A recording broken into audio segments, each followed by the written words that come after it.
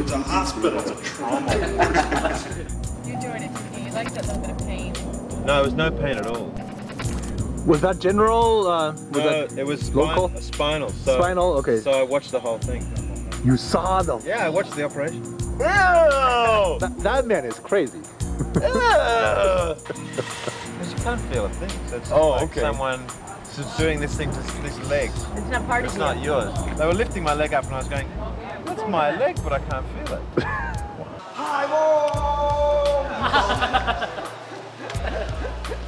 And there was a whole thing about what were we going to do? Was I going to be out of the film? Was I going to stay in the film? Were we going to put all the fights back to the end of the shoot? Which is what we eventually did. This whole training process for us, it was real trauma for our bodies the first time around. And I think that was just Hugo's body's way of responding to it, you know?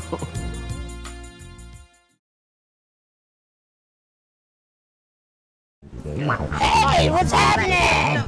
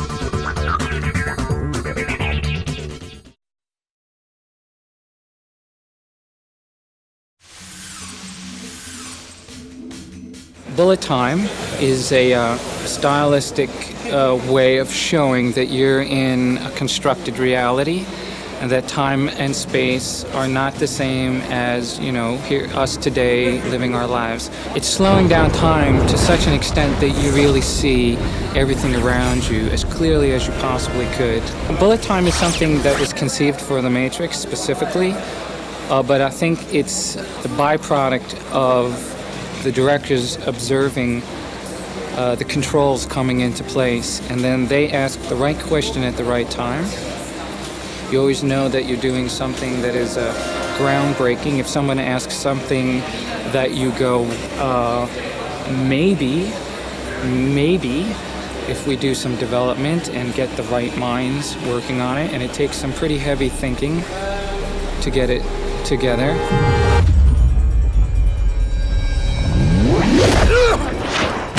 Everything begins with a simulation. All the computer simulation information is the basis of a timing sequence. Each camera has a specific moment in time to fire a frame of film. All that is taking into account the net effect, the total effect of the move. That is a camera coming up to speed, moving at a speed, and coming off a speed.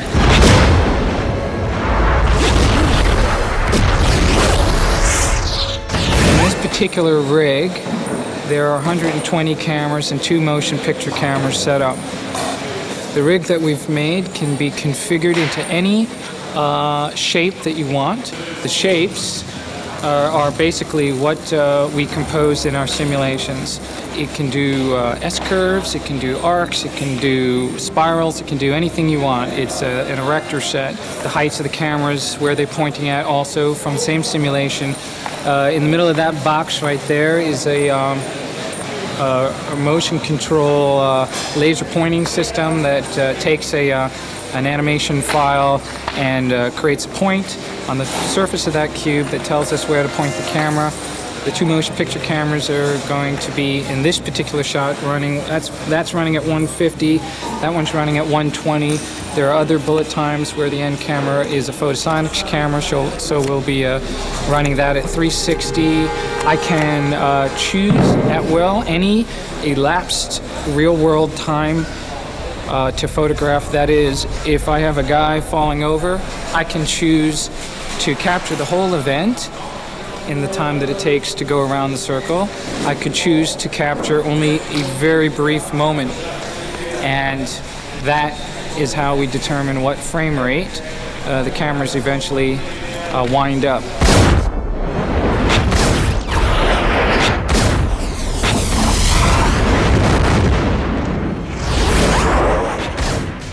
I could shoot the same exact stunt several times over, creating a simulation of 100 frames per second, 500 frames a second, 2,000 frames a second, all with the same camera moving at the same speed and time. I could go forwards in motion with the camera and forwards in time with the event, but then I could also choose to stop the camera abruptly, start moving backwards against itself while the action continues to move forward. I can shoot the move coming from both sides at the same time, crisscrossing over and ending. I can shoot waves, you know, cycles of film that crisscross like waves over the middle. There is a very heavy digital half to this capture. Not every frame that a camera captures is the only frames that will be seen. There's a lot of a process we call interpolation, which is the creation of frames digitally that are the byproduct of real frames. That is, we analyze what real frames we have, and we can create new frames of moments in between the captured frames to make moves longer and or stretch them out or do time compression effects. There's a lot of work going on in the art form of interpolation, and it needs to be said, because it's not what you see is what you get.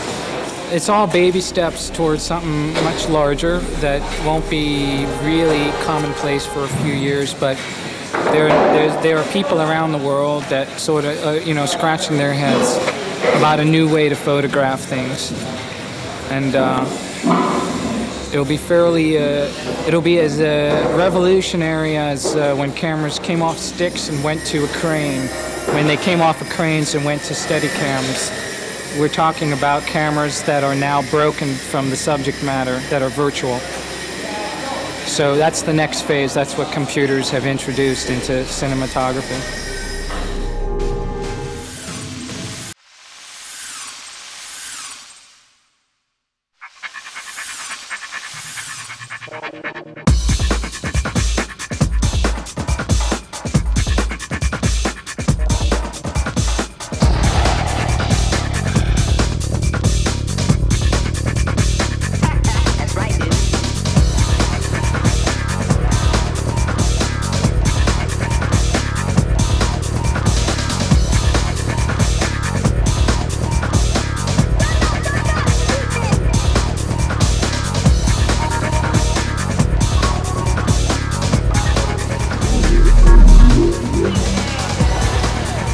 If you were unable to wake from that dream, how would you know the difference between the dream world and the real world?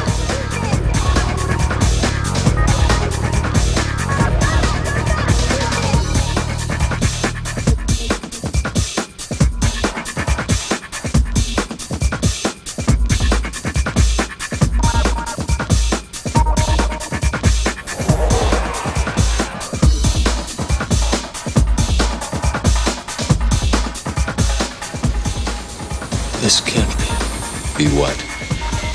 Be real?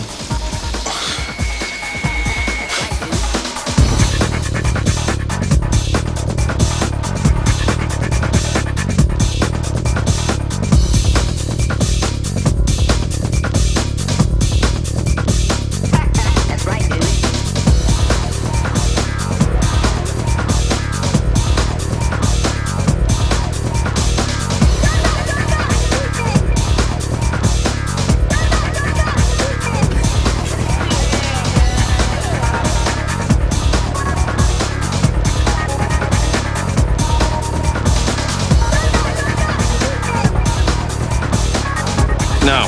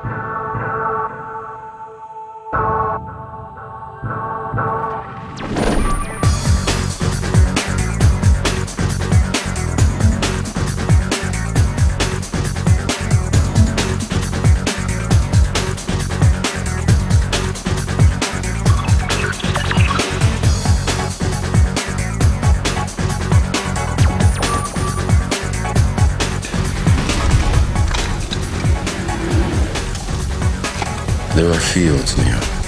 Endless fields where human beings are no longer born. We are grown.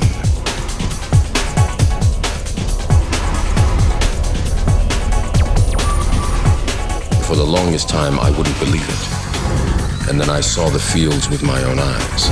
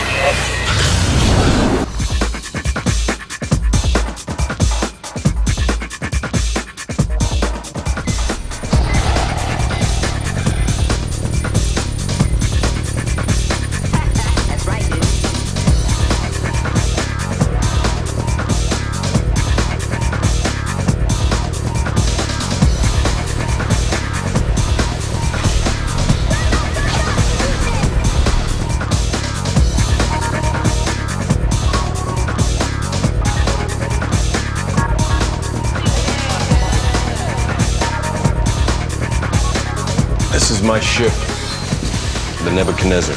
It's a hovercraft. This is the main deck.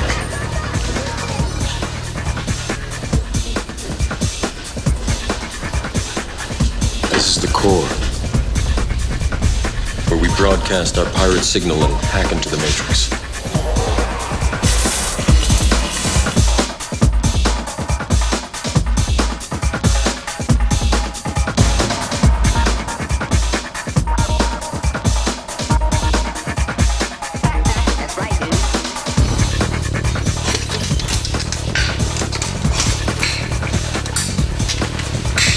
Try to relax.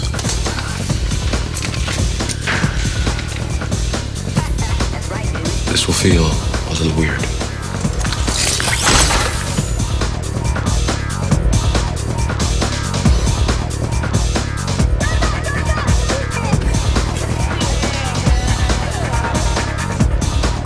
Shit. Is that nice?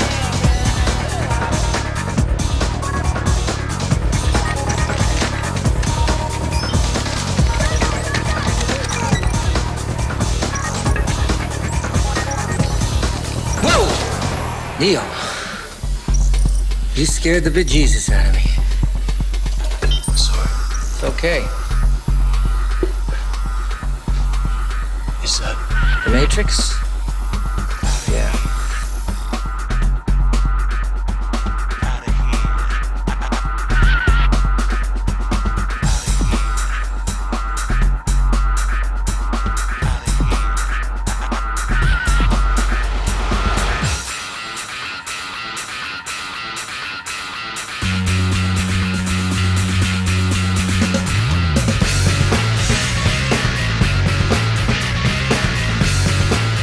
Set her down right over there.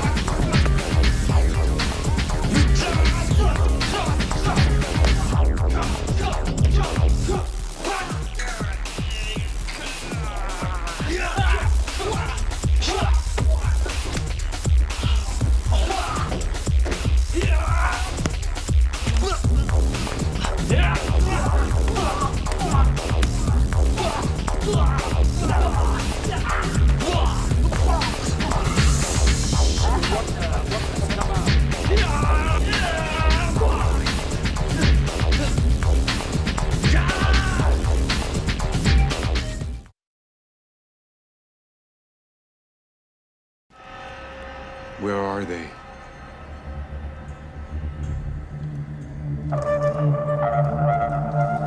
We had to build a set which was about 18 inches wide, I think, 6 foot deep and about 46 feet high. It was a really odd-shaped set. Since it was dark on the camera side, the light had to come through the top, and it had to go 4 stories and still hold its intensity without being super bright at the top and being nothing at the bottom.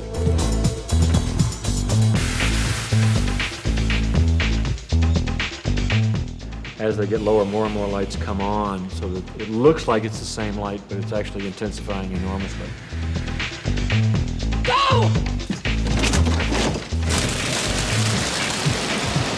Physical effects had to build all of this lathe and plaster so it could break away.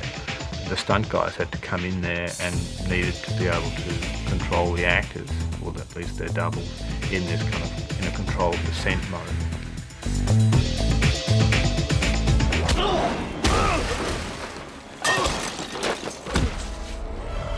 The fight in the bathroom is much scrappier than any of the other fights because it's in a confined space. We built a very basic flat-edge set, and then Wu-Ping and his team went in there and rehearsed it, and it started off at one size, and eventually it was kind of like half the size. And they just rehearsed in it and figured out what they wanted. So it was a much more brutal Western-style fight, if you like.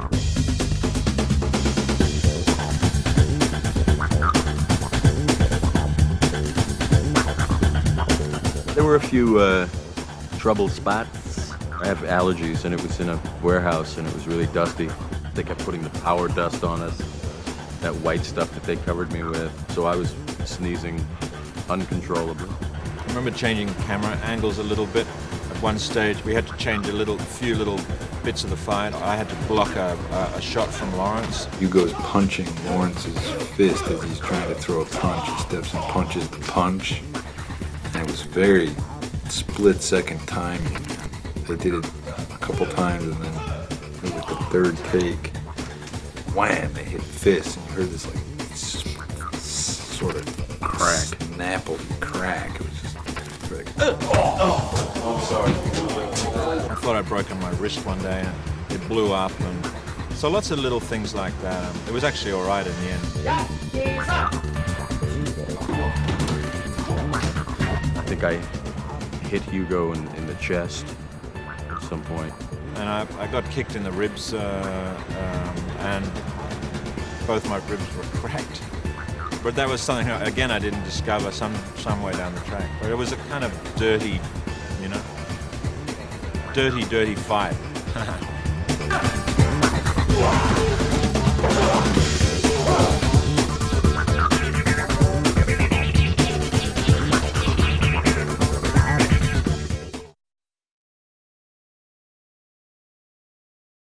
There's a character who's the woman in the red dress. We took her to set the other day for a fitting, and we're coming down the road, and all the guys on the crew are like falling over and dropping their coffee and ogling this poor girl. And there's a big roller door where they all come out at the end of the day. This guy drives out, sees her standing there, he stops the car. We can see the roller door coming down, and he's sitting in the car just looking at her. The roller door slams into the top of his car.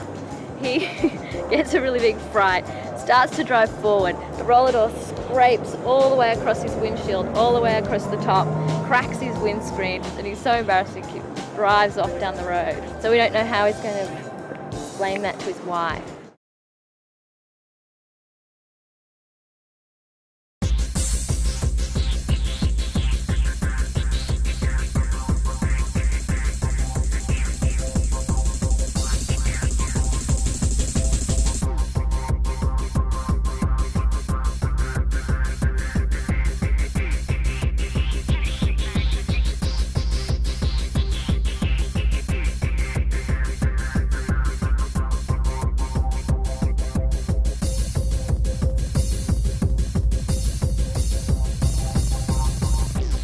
Get me the hell out of here! Got a patch on an old exit, Wabash and Lake. Help! Need a little help. Made him do 22 takes of that. What would be the right gesture? Is he looking, or is he just waiting to see if the agents are coming? Cut! My hands suck.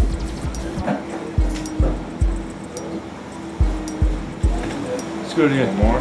Yeah. You know, he pays really, really close attention to his physical movements. He's painstakingly serious about getting those things exactly as he wants them. Less of the hand when it comes up and just goes straight out. Pinky's all out. That's good. Stop picking on the pinky.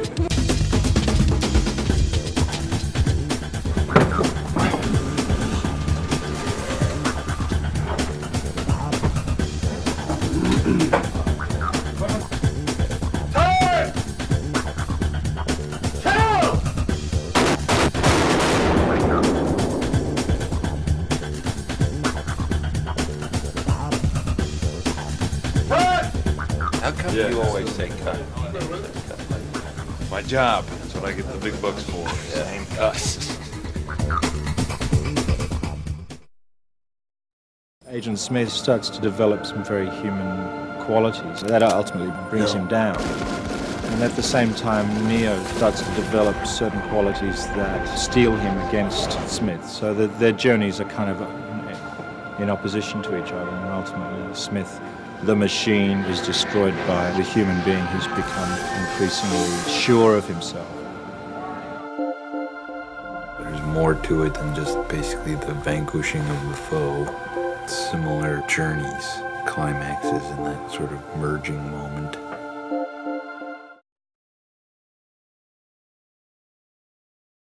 Oh, well, very early on in training, in fact on day 2, I thought I'd done something to my leg.